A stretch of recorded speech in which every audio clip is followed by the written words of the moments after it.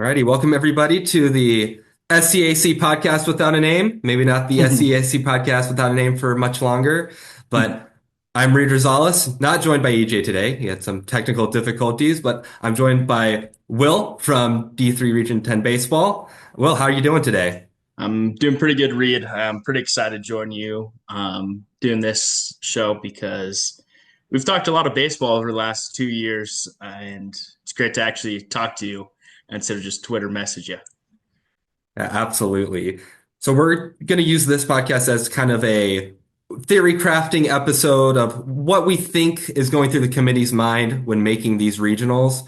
So I believe Region 10 right now, as of today, as recording it, May 11th. So this could change tomorrow potentially, but Region 10 is going to have 8 teams, I believe. We have 3 SCIAC, 3 SCAC, 1 Northwest Conference, and 1 American Southwest Conference team. SCAC tournament just finished up like a couple hours ago, if you're not aware. Yeah. And McMurray is safe. They're just above the cut line for the at-large bids. So, well, I want to ask you, what did you think about all the Region 10 conference tournaments to start out with? Yeah, they were absolutely insane. I want to say more than two-thirds of the games were either decided by a save opportunity or an extra innings, which is absolutely insane. I mean, you got to watch Trinity pretty closely. They had some tight games. I mean, Trinity and Concordia, Texas this year. Can we talk about that? What, 5 1-run games in all 5 games they played against? Like, if you're a team who matches up with either Trinity or Concordia, Texas, good luck. I could say the same about the SCIAC teams, but like those two teams are neck and neck. Like people are like, yeah, Trinity went 3-0 in the conference tournament, but I mean, they almost lost to St. Thomas round one and then closely won against Concordia, Texas again. So either one of those teams coming out of the SCAC, whew, good luck. It was a crazy tournament. I followed the SCIAC a bit closely because they were at the point of the day where no one else was really playing because they're in California, obviously. And Northwest Conference was a bit the same. Those were some great games over there as well. ASC was kind of a ETBU stomping everybody as they should in that conference. But we have a very interesting situation. It's always interesting when we have this many Region 10 teams in because the committee has to get to number crunching on who to put where. Now, I think what we should start off with is just some of the parameters that the committee uses to make regionals is first, they go by geography first. That is their modus operandi. They they look at a team that they want to host and they look within 500 miles and to see who can we get to a central location, basically. So if you're Trinity, you're not going to be hosting a team from, New England, even though like if there's not really a good 4 seed in Region 10 right now, they're not going to bring in a 4 seed from New England, at least as far as we know right now. I guess they could, but that would be a bit shocking. Yep. So they're looking for that first. And if they need to fly somebody, they're trying to limit flights. So beyond 500 miles, you have to fly them. And that's really only a problem with California and whoever comes out of the Northwest Conference because they have to fly. Although I guess we'll start out with what'll happen in California. I think we're in agreement that we're going to get 1 California regional and 1 Texas regional. Yep, I'm right there with you. I'm assuming Laverne put in a regional bid and probably also a super regional bid. So they'll be the host site for that. It's tough because I was talking to some of the other coaches, and in 2022, there's 3 SCIAC teams in the NWCE champion. And I guess there's a new rule where it's only you can have 2 teams from a conference in a regional, which makes it really interesting when we're talking about Region 10. And if they have 8 teams, makes it kind of a nightmare for them. Yeah, I think the rule is you can't pair 2 teams that are from the same conference in the first game. Yep. I'm pretty sure that's the rule. We had a similar situation in women's soccer where one of the SCIAC teams had 2 teams in there where NPI seeding wise, they should have played each other first, but instead Trinity ended up playing the one that should have been the 4 seed in that regional and winning. Yep. I had a leg up, but so yeah, there can be interesting things like that. I would say For California, I agree. Laverne is almost certainly going to host. I'd be surprised if they didn't. The Yeah. only reason they wouldn't is if they didn't put in to host. Hmm. I think one of the teams from the SCIAC stays in California. You have Yep. Whitworth, who's the Northwest Conference champion, come down to Exactly. be the 4 seed. They'll play Laverne in the first Hmm. round, I imagine. And then we get to the interesting question of who do you fly to California? Because Yep. you can't, and who do you send out of California too? I guess Mhm. Pomona and Claremont, their ranking wise, are probably Yep. interchangeable at this point. I would say I feel like they're gonna fly out Claremont again. I mean, you watch those games. Mazzoni got intentionally walked 4 times against Laverne in one game. Are you kidding me? When's the last time we've seen that? So I think they'll fly them out again, unless the committee's like, "Hey, we flew them out to Texas last year. Let's keep them in Cali again." Um, the only way I see them not flying one of those teams to Texas is if they do what they did in last year and fly one of them to the WIAC. But with us only having 8 teams, I don't see that happening this year, where last year was 9. So I don't know which one they're going to send. It's either going to be Pomona or CMS, unless Redlands somehow gets in as a 9. Yeah, if Redlands gets in, that throws a big wrench into Yep. into the works because Yep. you can use them to kind of plug a hole in a regional that doesn't have enough teams, Yep. basically. I think as far as the SCAC goes for that California regional, either McMurray or Concordia is getting Yep. sent over to California. Who it is, I would want to say it's a better chance that McMurray goes than Concordia Hmm. actually, because if you split the current field by like who's the 1 seed, 2 seed, 3 seed, 4 seed, all the SCIAC schools are 1 seeds or 2 seeds. Yep. McMurray is a 3 seed in that split. So Hmm. I think they'd send McMurray over to be the Yep. 3 seed in a California regional. Yep. I agree. The only way you don't is if they send both CMS and Pomona somewhere and then send Concordia, Texas over. Um, and that kind of gets me into my next point. Who is going to be the Texas host? I mean, you have some information on this, and who's it going to be? I mean, yeah. Well, I'm gonna say that disregarding any information that I know, I think ETBU, with or without what we know behind the scenes, would be the team most likely to host, no matter Yeah. what. Because ETBU, they can pull Millsaps, Belhaven, Mhm. and all the Texas schools. Yep. And Millsaps and Belhaven making the tournament, both of them, Jackson, Mississippi is in the middle of nowhere for Division Hmm. Three. It's the same thing with Huntingdon. When they got in, I bet the NCAA was like, oh, Yeah. really? Yeah. That was definitely a tough one. And it like brings a good point. Like center's at 17 too. So like if they're doing this like top 16 host sites, and center bid in, does the NP do they honor that and give them that spot? And then does Texas not have a regional? Like that would be an interesting case scenario too if they do the top 16 per se.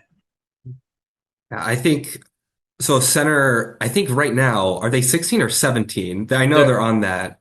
There's 17. So if the one team does not decide to host and all other 15 teams do, they're next in line. So if they put in, that'd be pretty interesting to see what happens there. So what I've seen from previous tournaments, so like we had a situation. So in men's soccer, the NESCAC got like 8 teams in, a crazy amount of Yep. teams, and they split them across the country. A lot of them hosted because 5 out of the top 8 men's soccer teams were NESCAC teams, Hmm. but not all of them ended up hosting. So Wesleyan, who was I think 16, didn't host, even though they put in to host, and they got Yep. sent to I think Lynchburg or something to Hmm. play in a regional over there. So what I think the NCAA will do is that they'll give ETBU the host. And here's the interesting thing, Will. I'm not sure that that hanging California team goes to Texas because you can Hmm. fit that regional without the Cali teams. Yep. You got the SAA right there, like right down the road. So And I was looking at this last night, like I was going through the 2024 and 2023 WIAC regionals, like who kind of went there. And it seems the last 2 years, they've just plugged one or two teams like randomly that didn't fit. So could you imagine you're either UW Lacrosse or UW Whitewater and you get CMS. They're the 2 seed in your regional. It's like, what the heck? Like, this is what we get for being a top 3 team in the nation. We get a top 15 team. That would be pretty interesting as well, like you're saying, with the SAA just down the road from Texas. Volleyball this year, Claremont-Mudd-Scripps, who is a powerhouse in Division III Mhm. women's volleyball, got sent to New England to play in their regional. And that was very interesting because it's like, man, that is like you're going across 2 time zones. Yep. But that's kind of the benefit. So to limit the amount of flights, you can pair everybody pretty comfortably, and then you have the one California team where it's like, all right, who do we not have a team for? Yep. Well, have fun, Pomona or Claremont Yeah. in either the East Coast or somewhere in the Midwest. Yeah. And the ECBU hosting would be pretty interesting because in years past, when the 1 seed doesn't host, it's the 2 seed that hosts. And it's like, well, is ETBU a 2 seed with them being on like the cutoff of, hey, if they didn't win their conference tournament, let me scroll down here, they are sitting at 39 on MPI. So realistically, they're a 3 seed, but like they could host as a 3 seed, which I don't know if we've ever seen before for baseball, at least. Maybe in some other sports, but that'd be pretty interesting as a 3 seed. Yeah, it will be interesting. And that's the question is, man, will they even be the 3 seed in that regional? Because there is no 4 seed in Region 10 or really anywhere Yep. near Texas. They could very Hmm. well be a 4 seed in their own regional, which would Yep. be very interesting because the first game would, you have to imagine, be against Trinity, and they'd be on the away side, Yep. ETBU, and Trinity would be at home. Yep. Yeah, it'd be interesting. We've seen a lot of really good Trinity ETBU matchups and regionals over the last few years, and throw UT Dallas in there as well. Like, we've had some really interesting regionals, and it really sucks with the geography rules because those teams are always going to match up against each other. I know the WIAC complains about every year. The super regional, it's either UW Whitewater or UW Lacrosse or UW Oshkosh. Like one of those combination of teams is probably playing in a super regional where just because of the mileage. So like it'll be really interesting to see, hey, ETBU, you're a 4 seed, but you're the host, but sit in the away dugout for game 1. And there's also the question of I think the two regionals are going to be paired together for the Mm-hmm. big Yep. super regional format, which is unfortunate because it cuts off, the Region 10 Yep. availability in the College World Series. But the funny thing is if Laverne lost today and dropped out of the top 8, they wouldn't be able to pair them together Yep. because you can't the top 8 seeds, if you don't know, can't meet each other until the College World Series. Mm-hmm. So Laverne's in the top 8. If Trinity and Laverne were in the top 8, they couldn't meet each other in the World Series. But in the same way, if they both weren't in the top 8, they couldn't meet each other either. So it's kind of got punished for being a little too good. Well, what's really unique about what you bring up, they're 8 and 9. So like if some games like change just slightly, they're like thousandths of a decimal of being like 8, 9, and then can't meet each other. Hey, WIAC and Region 10, you guys are pairing up for super regionals, or Lynchburg pairs up kind of like last year where Lynchburg flew across the country. So like there could be some really interesting scenarios that Trinity and Laverne just bump up point something something decimal points in. Hey, sorry committee, you made the rule of top 8. Stick to it now. And I think both regionals are going to be fantastic Yeah. just from an entertainment perspective. At ETBU's ballpark, I know there's always the running joke that it's the short porch to hit home runs in. I think you're going to be bringing a lot of really good offensive teams into that ballpark. Yeah, it would be crazy to see either um, CMS go out with Mazzoni or Concordia, Texas has some dudes as well. Like either one of those teams playing in that regional, you could see a lot of home runs really quick. I know one thing I've heard from players who have gone and played at ETBU, they're like, yeah, it's a short left center and right center. And people try and pull the ball out all the time. But then when they do that, they just pop up or strike out. We saw that with, I want to say Pacific 2 or 3 years ago. They went down there and they were like second or third in home runs in the nation. I think they hit one home run that weekend. So yeah, it's a short porch, but it's kind of deceptive because if you're trying to hit home runs to left field, good luck because you're not. And then for California, man, it kind of stinks that SCAC and Northwest Conference teams are just destined to play each other in every single sport in Yep. Division III in the first round. But it's going to be really interesting. Laverne, they're really, really good, but they haven't been untouchable this year. Yep. They looked like it at the beginning part of the year. They looked like Yep. the best team in the nation by far. As the season went on, they started taking some more losses. They dropped that series to Redlands. Hmm. It'll be interesting because I don't think there's going to be a very clear favorite in either regional to get out and make it to the Yeah. supers round. Yeah. I talked on the that D3P podcast when they had me on. Like Laverne's probably like the clear cut like favorite coming out of Region 10 because they've played in three super regionals in a row and have lost in every one. It's like they have all their hitters returning from the last 2 years, losing in super regional. It's like they have been so close. It's like probably the clear cut favorite, but this SCAC tournament, they were very close to not winning the SCAC tournament. And like you said, Reed, like Redlands, sneaky good team, kind of came out of nowhere. I didn't think they were going to make the top five Sky schools, and then they did. One thing I will say about Whitworth is their pitching showed out this weekend. So that's something like, hey, Laverne, you're probably getting Quinn O'Connor, who threw 3 innings to save a game and then threw a CG 30 minutes later to win a game. He threw 12 innings in a row, threw less than 150 pitches. You're probably seeing that guy game one because he is hot. So don't sleep on Whitworth because their pitching was lights out in the NWC. Give it to him. Laverne, really good hitting team. So you never know what will happen there. And Laverne is coming back. They lost like their two dudes on the mound from Yep. last year, whether it was to graduation or transferring. And for them to come back and be even better than Yep. last year, Somehow. yeah, like, I saw them in that regional last year. Yeah, they put a hurting on my poor Trinity Tigers in that regional. They were electric, and now Yeah. to know that they're better, it's like oh boy. Yeah.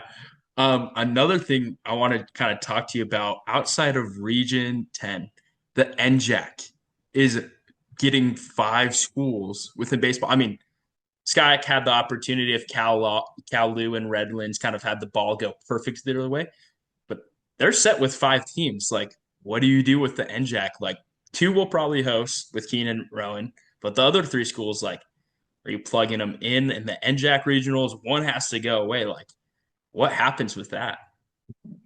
The NCAA tries to avoid repeat matchups, which Mhm. is except for usually when it comes to Region 10. Region 10, you can play each other 9 times in a season because, I mean, you guys are in the middle of nowhere. But Yep. for the Northeast conferences, they try to avoid that. So, like a lot of the NJAC teams, Salve is probably hosting, so they can take Yep. one.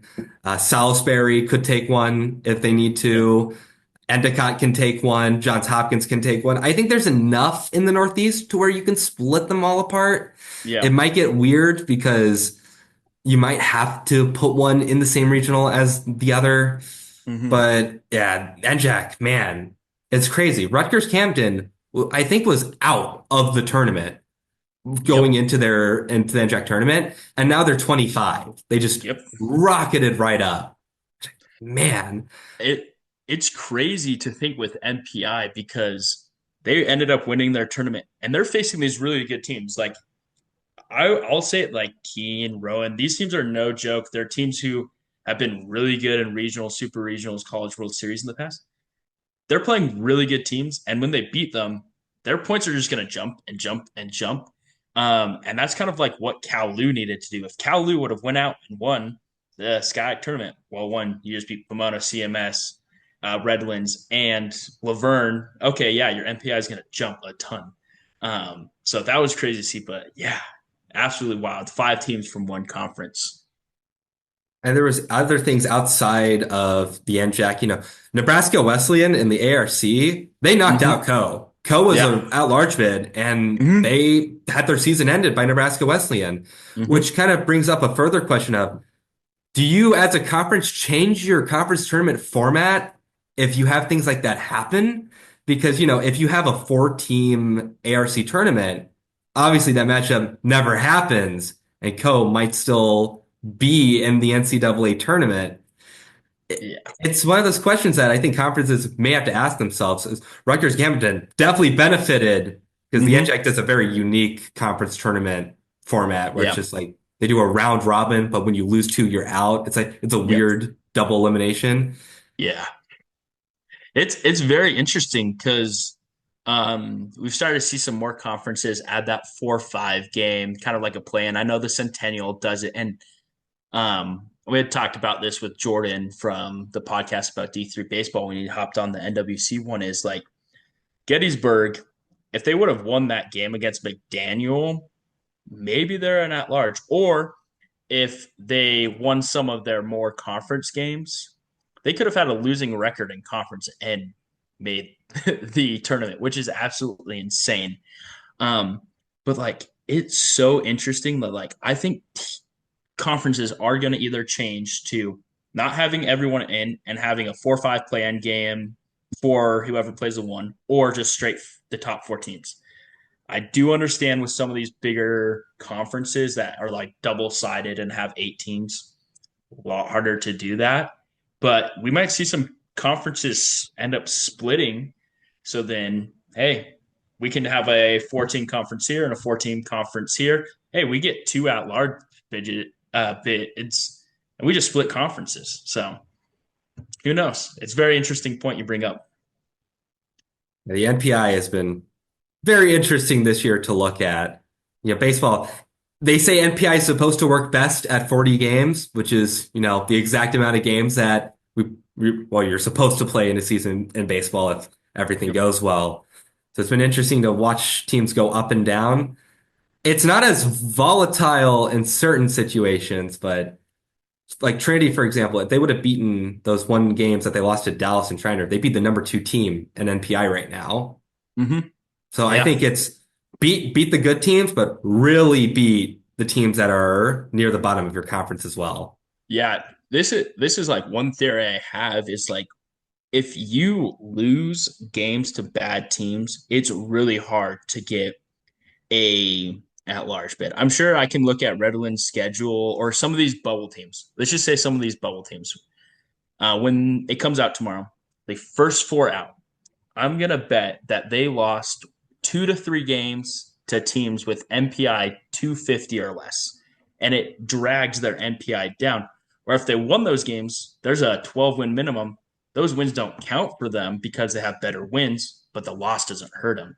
So I'm like, I'm assuming all these teams that are just out, if they would have just beat the bad teams in their conference or the bad teams they played, they'd probably be in the tournament. Yeah, it's an anchor on your NPI. Yep. Those losses, they really hurt. Like for Trinity women's soccer this year, they tied to Occidental, who went on like first game of the season. They tied to Occidental, and then Occidental didn't win a single game throughout the Yep. rest of the season. And their NPI was one of the lowest in the nation. And Mm-hmm. that really hurt them because of that. Because I think without that, they jump, I think, 10 spots from where they Mm-hmm. ended up. But yeah, it's just go out, it's like the old format, go out and win. But Yep. this time, make sure you beat those teams that are going to be near the bottom of their conference. Yeah. And this was the conversation we had with Jordan is like, hey, this is an improvement probably from the old system because it was just based off of, hey, um, like, let's say the year the NWC got an at-large in 2023. Pacific, they beat Chapman and TLU 2 out of 3 times. So their regional ranked wins was 4-2 from that. Lewis and Clark was probably the 7th ranked regional team. And they were like, I want to say like 3-2 against them that year. So like they were like, okay, yeah, this team should be in. They've played in 2 regionals again, where maybe if you were to plug in MPI, they're one of the first 4 out, even though they were the tournament host for their conference. So it's very interesting of what Jordan brought up with Division I baseball. RPI is used as this metric to, hey, this is the team we think good, but there's also a committee that can be like, okay, well, this team isn't as good as what we thought they were. Kind of like a Brockport. I know example has been thrown around. Dozens of coaches have talked about Empire 8 has like 8. It has 8 teams, and 5 of them are 350 or lower in MPI. And it's like, okay, Brockport really hasn't played a ton of good teams, but they're top, 16 MPI? So it's interesting, to say the least. So I'll leave off with this. So Will, if we're going to take the teams that we have in the field right now, and you have to pick 1 or 2 of them to make the College World Series, who would you pick from this field? I would say Laverne is a very that's probably like if you were a betting man, you're probably taking Laverne just because they've been top 10 pretty much the whole entire year. Voters have thought they're really good. I wouldn't sleep on Trinity. I would definitely not sleep on Concordia, Texas. That's the one where if they send Concordia, Texas, and they're the 2 seed in California, and they run through whoever it is, and Laverne faces Quinton O'Connor game 1, and Laverne finds himself in trouble or using extra pitching, you have to face a really good Concordia, Texas team or work your way through the losers bracket. So I'd say one of those 3 teams is probably like pretty solid pick. I mean, CMS too, though, they're one of the best hitting teams in the nation. They have a candidate that's, if he didn't get injured for 3-4 weeks, probably in player of the year talks. There's a lot of really good teams. So I would not be surprised if whoever comes out of the Region 10 Super Regional, because they're probably going to match up. I would not be surprised if that team makes a lot of noise in the World Series this year, just because you have to win against a lot of good teams to get there. So one of those 4 teams is really deadly. I know you said 2, maybe 3, but one of those 4 teams, good luck. And you're probably going to have 2 of them in each regional. So one of those 4 teams are probably bound to me in the Super Regional. So best of luck is all I can say. And I'll add on that if one of those California teams is sent out into the wild and not to Texas, I think they're going to have a really good chance to run through wherever they go to as well. If the SAA or CCS ends up having a host in the regional there and they send Pomona or CMS out there, I feel bad for whoever goes there because they're probably going to meet Lynchburg after that in a super regional matchup. So, man, if the committee does that, 9 Region 10 teams get in and Pomona or CMS gets sent out there, good luck because, man, it'd be pretty fun to see 2, if not 3, Region 10 teams make the College World Series. I'll add a quick note before we end off is that NPI will also decide a super regional host. So if the 1 seed doesn't win, if we have 2 1 seeds that don't win, the higher NPI team will host if they put into host, just as a quick addendum. I have a question, though, with that, Reed. Say we have a scenario where Region 10 regionals match up and both the 4 seeds somehow win. Say you have Whitworth and whoever's the 4 seed for the other one ends up meeting. Does it just go off of NPI at that point for who hosts CAC, even if they didn't submit? Yes. If neither of them submitted, then they'll get a chance to submit, I'm pretty sure. Okay. Is how it goes. Which is why you should always submit a bid to host, even if you have no chance of hosting. Yeah, I'm always surprised. Obviously, there are circumstances of why you would not want to host for reasons, but ideally, you're going to want to submit those whenever I hear schools that like have perfect opportunity to like. Why wouldn't you want the opportunity to host a regional, super regional? You got home court advantage. All right. And I think with that, we'll end off. Thank you, Will, for joining me here for a special episode of the Yeah. podcast. We'll see tomorrow. I'll certainly be on the lookout for where everyone's going. It's going to be very Yep. interesting. Yeah, selection show Monday, or Yep. we're almost to the real postseason, the Yep. postseason. Yeah, it'll be pretty exciting. Very grateful for you to have me on. Wish we could have had EJ too, but I'm excited to see where this goes. If there's another Region 10 podcast out there, that'd be pretty cool to see. Yeah, well, thank you, Will. And for everybody watching, stay tuned for maybe some point this week where I think EJ and I will come back and talk again about previewing these regionals. So yeah, hope you have a great rest of your day, Will. And there's the podcast.